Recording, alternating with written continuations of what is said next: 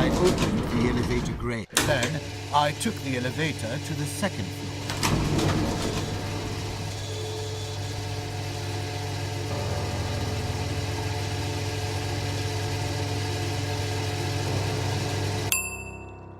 Then I opened the elevator grate.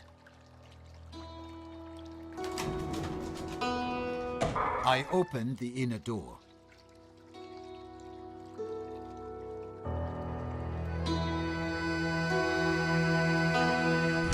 I opened the door and entered the room. As I walked in, Madame Capet was standing in the center of the room, furious. She started to yell at me, that she robbed me according to the agreement and that she was supposed to be paid. She started to insult me, calling me a dirty gypsy, a thief, and a fraud. She came with her fists at me. I shoved her off, instinctively. She was frantic and aggressive. She had once already smashed my head, and everything indicated that she might attack me again. I pulled out a knife just to scare her, but she threw herself against me, so I stabbed her in the abdomen. She slipped on the floor. I was in shock. I did not know what to do. So, you admit that you killed Marie Capet? Oui, Monsieur le Président. However, I must say that it was in self-defense. Please continue your testimony.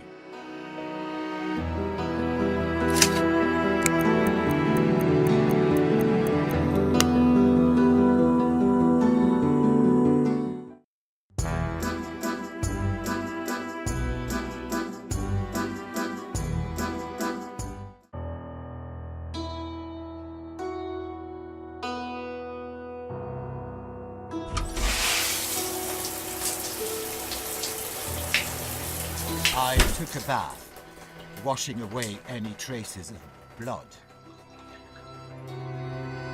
I took back my designs from her bloody fingers.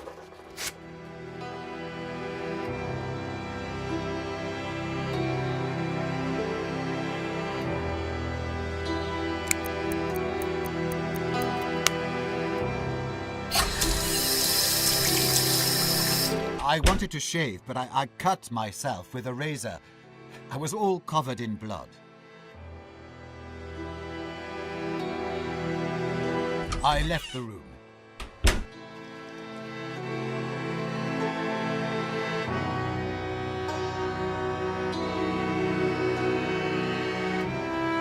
I opened the inner door.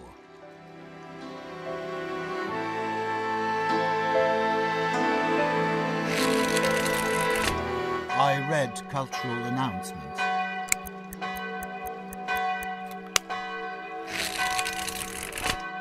Then I read cultural announcements.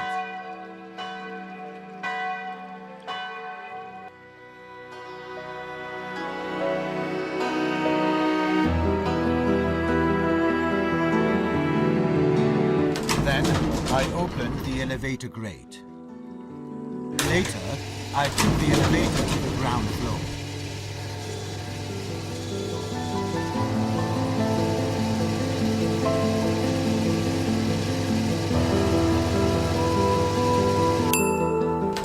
I opened the elevator grate.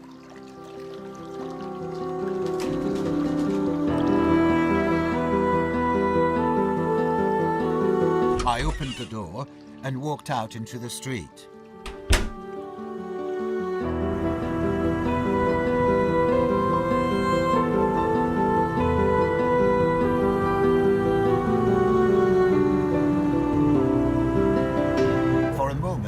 I admired the charming streets of Montmartre. I read cultural announcements.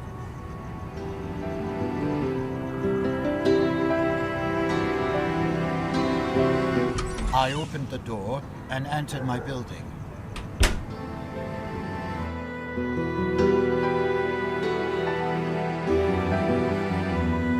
In the hallway, I passed the neighbor who was coming out of the building.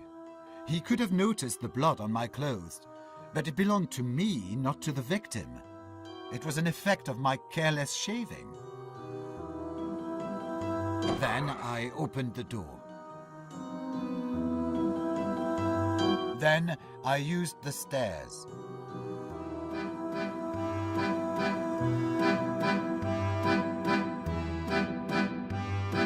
Then I opened the door to my apartment and entered.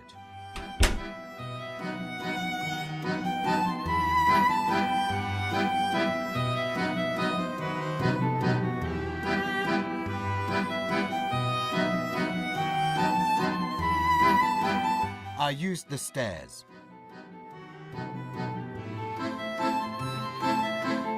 Then I opened the door.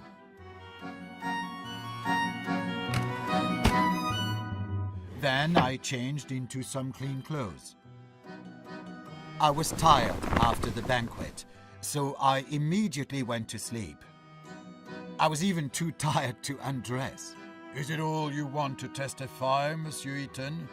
Oui, Monsieur le Président. And so I close the hearing. It is time to present your positions.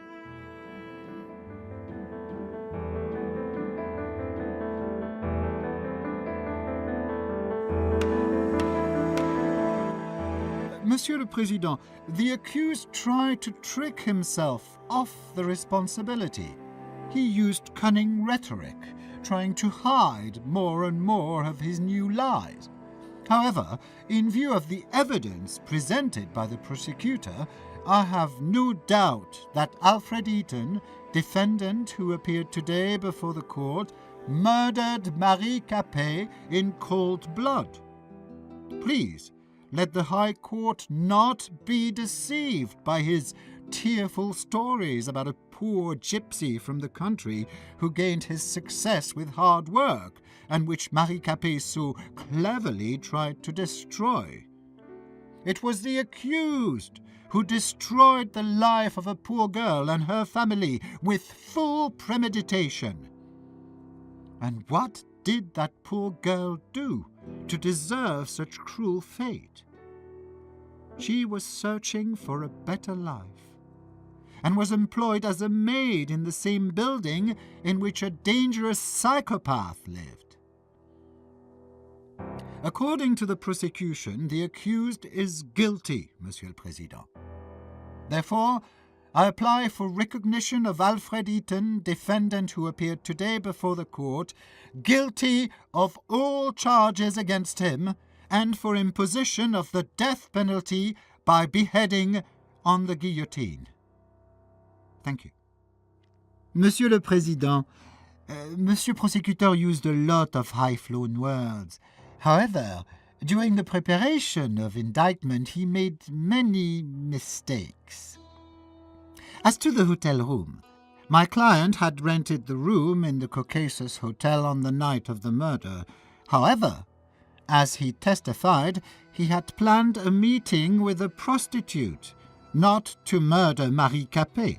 As to the alleged attempt to use the torture device on the victim, my client did not intend to use his interrogation device, which the prosecutor describes as a torture machine, neither on Marie Capet nor on anyone else. This is indicated by the letter sent by my client to the Ministère de la Justice with a proposal of a lawful use of the equipment to serve the law as well as society. The journal of Alfred Eaton clearly proves it, where he writes that he does not intend to use his device against honest, innocent people. It is important to emphasize the relationship of Marie Capet and my client. According to the testimony of the victim's parents, she felt a deep resentment and contempt, both for my customer and for his work and success. It is confirmed by Madame Capet's read, a socialist work of Karl Marx, which was created to destroy the minds of young people. Newspaper clippings about Alfred Eaton were found in Marie Capet's room. Is it not strange? It makes this resentment towards my client possible. As to the meeting with Marie Capet in his apartment, Indeed, Marie Capet came to visit my client at his apartment, and Alfred Eaton let her in, not expecting such a sudden attack. Hence the victim's fingerprints in the apartment of my client, and traces of Monsieur Eaton's blood, which were mentioned by the prosecutor. Marie Capet came to the apartment of my client with the intention of theft. This is indicated by the letter that my client found in the room of Madame Capet. In addition, at the rendezvous point, which was the room in the Caucasus Hotel, my client found the suitcase with the money, which I think would serve as payment for the execution of the order described in the letter. Outside the door to his apartment, Alfred Eaton found a glove that Marie Capet had lost during the assault on my client. This explains the strange conclusions of the fingerprint expertise mentioned by the prosecutor. The fact that said glove belonged to Marie Capet is proved by the fact that my client found the glove from the same pair in the room occupied by the victim. As for the murder, as my client testified, he killed Marie Capet. However, what is important, my client acted in self-defense. He fought off the direct attack and an assassination attempt from Marie Capet. So, Alfred Eaton is not guilty of killing Madame Capet. As for the testimony of the neighbor who saw Alfred Eaton entering the building covered in blood, according to the testimony of my client, the meeting actually took place and his clothes were stained with blood. But it was his blood, not the victim's, caused by a razor cut during his shaving. Thank you, Monsieur le Président.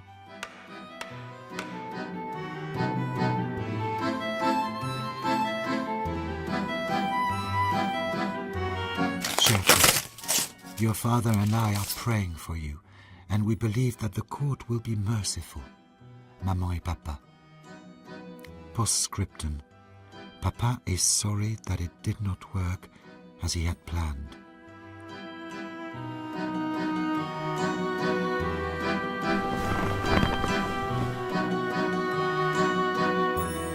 Monsieur Eaton, please hurry. The court is ready to announce the verdict. The verdict on behalf of the République Française. The court, as present, hereby finds that Alfred Eaton, accused of murdering Marie Capet, is innocent, recognizing that he acted in self-defense. Due to the content of the verdict, the court repeals the detention order.